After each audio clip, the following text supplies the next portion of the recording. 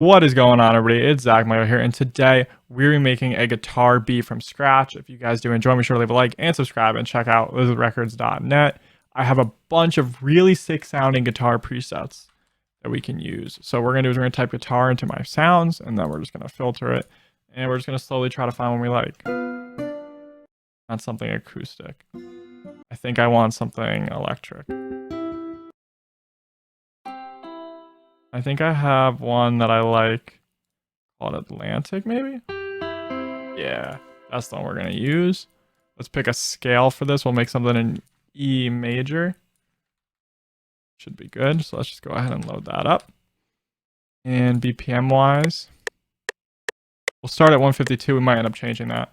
So we're just gonna start here making a bit of a guitar melody. Now the key to guitar melodies, if you're not gonna use a real guitar and you're gonna use like a software like Omnisphere, is you need to have the notes play sparingly. A lot of people, when they create guitar melodies like with software, they try to play a lot of notes at once, and like if you were a guitar player, you just physically wouldn't be able to play that most of the time. It'd be too complex. So you got to keep your guitar melodies simple and spacious for it to work, especially with the sound we're going for today.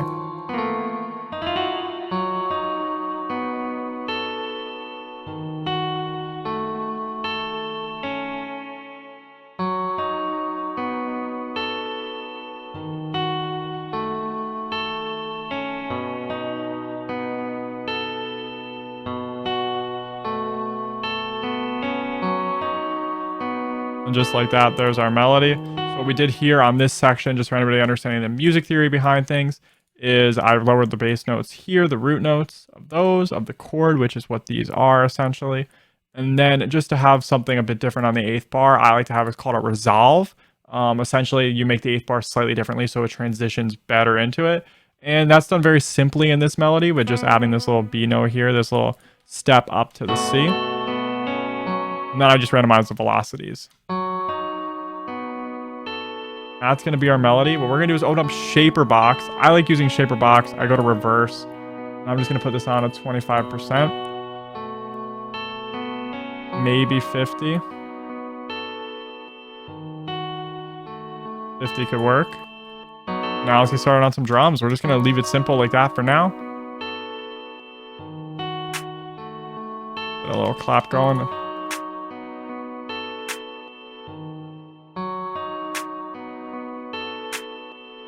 And before we actually go ahead and do the rest of the drums, I actually do want to add another sound here. Pull up Arcade, and we're just going to add like a little vocal chop.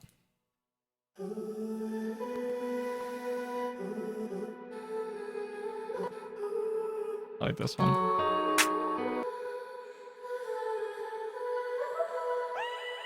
Pitching that up.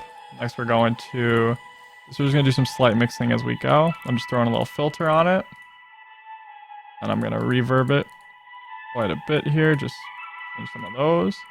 And then last, I like to do is I like to put a 1-knob pump on it. Or just put that at 1/2. I just do this so it kind of swells in and out a bit more. Just give some more movement.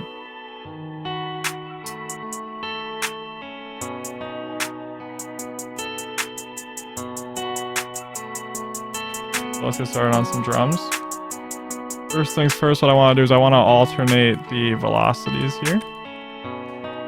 And we're also going to put the attack envelope on like that. And the reason why for that is because now notes will only last as long as we hold them. So what I want to do is select these first and third notes here. And I want to make these shorter.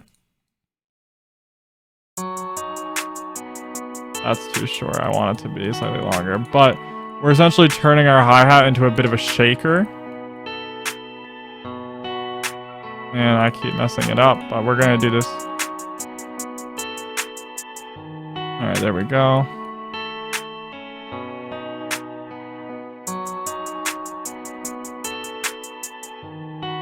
Next, we're going to shorten these a little bit.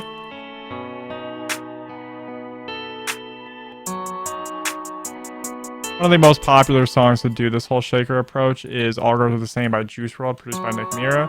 We're just going to use that, sort of thing like that. And then we're going to use another hi-hat here, my Evil Monster hi-hat. And this is going to be, we're going to create some rolls with this one.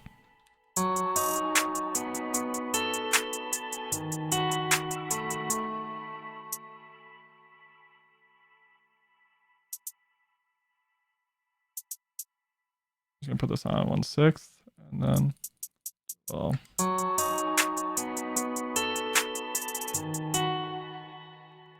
that. There's our rolls. I want to use like a nice distorted 808, so we're gonna use my box 808.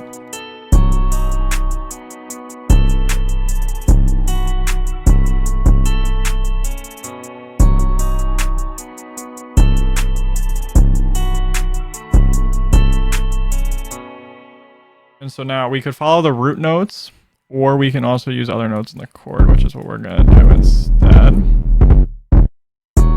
Get something like that.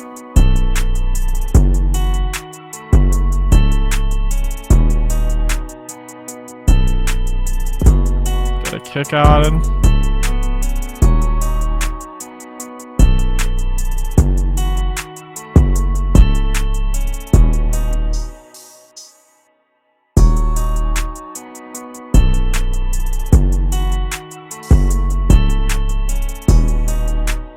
And we're gonna remove this last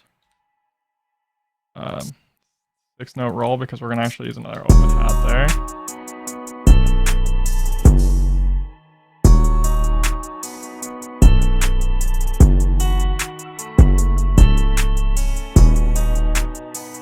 There's some slight variation, and that's just by raising it up one there.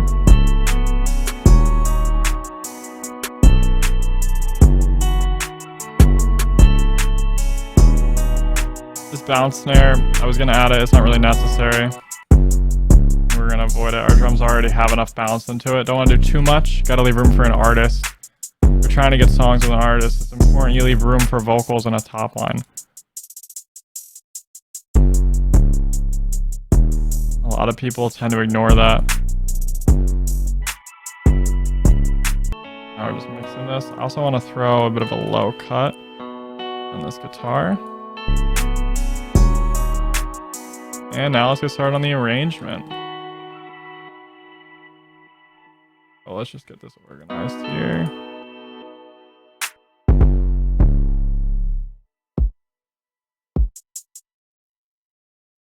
And another thing I want that I know I'm going to want, so I'm just going to make it now, is a unique version of this.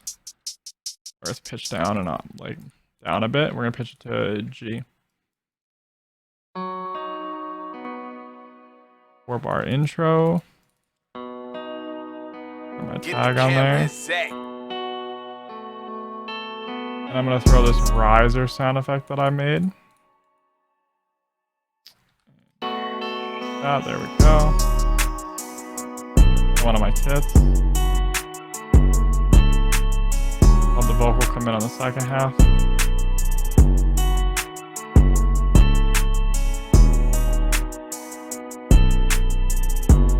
And do a bit of a unique thing here.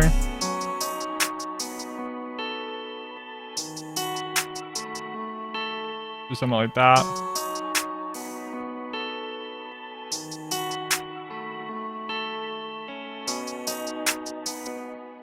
And it's going to transition back into the hi-hat. That's the high pitch one. That way over here we can have the low pitch one back.